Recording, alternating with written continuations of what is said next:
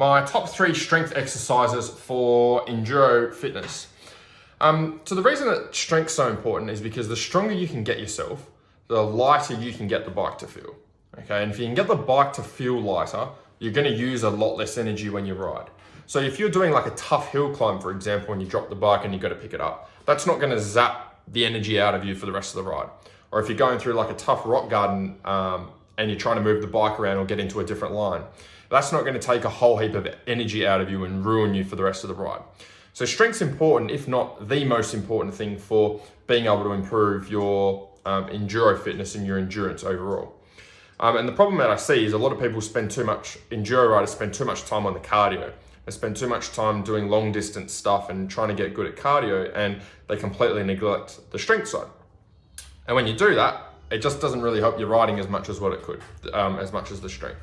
So what I'm going to show you in this video is my top 3 strength exercises, how to perform them, and the equipment that you need as well.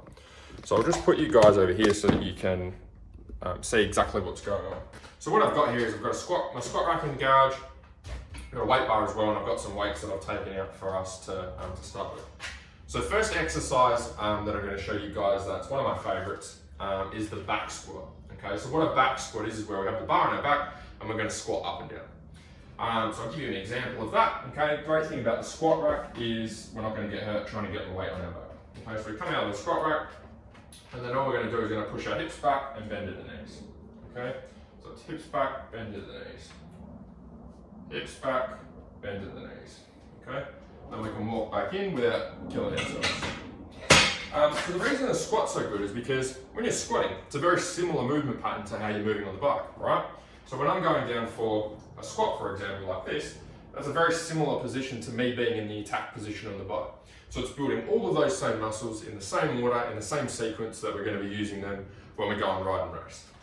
Great thing about using the weight bar is we can load it up and we can get ourselves stronger outside of our body weight. So if all we're doing is just squatting, like going to the gym or training at home and just using body weight, I weigh 95 kilos, right? So if I'm just doing body weight squats with 95 kilos, I can't really get any stronger because I always weigh 95 kilos. Whereas if I use a weight bar, what I can do is I can get some weights and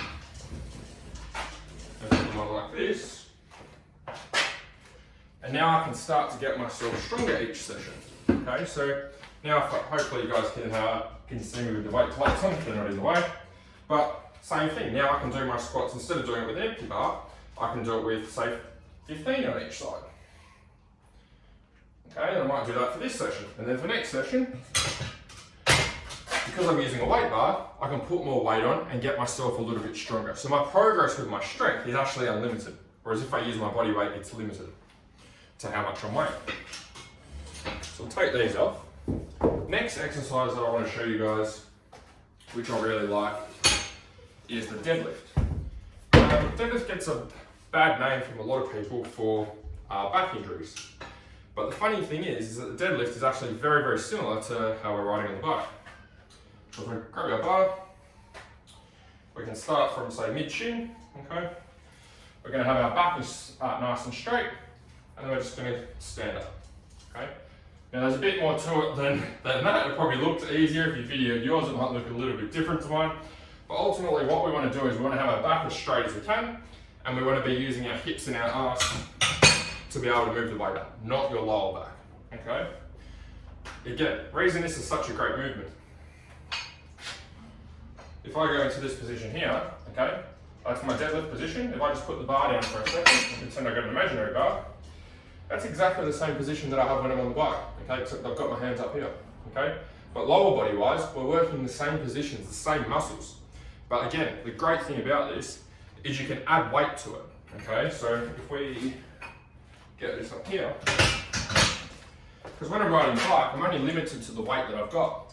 I'm limited to the conditions of the track, and I'm limited to how much my body weighs. But when we're in the gym, we can work those same muscles much harder than what we can when we're on the bike. So again, I can get myself stronger, I can put some weights on, okay, and I can improve my deadlift. So I can improve those positions that I'm trying to hold when I'm on the bike without actually trying to ride. So that would be number 2. Third movement would be the bent over row, okay? So there's a bit of a toss up between the bent over row and the bench press, but I went with the bent over row. So the way that the bent over row works, again, we can grab our bar.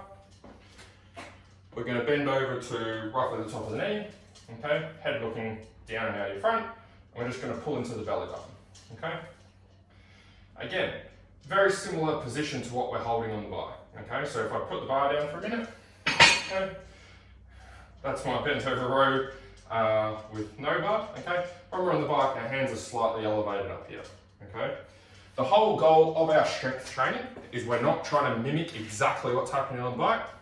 We're just trying to get close. We're trying to get in the ballpark, okay? So that's why the bent over row is also great.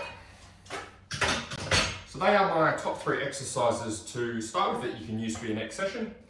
If you'd like some help with this stuff, with the movements, with programming and getting everything mapped out, feel free to apply for my Faster Laps program below. Otherwise, hopefully you enjoyed this video.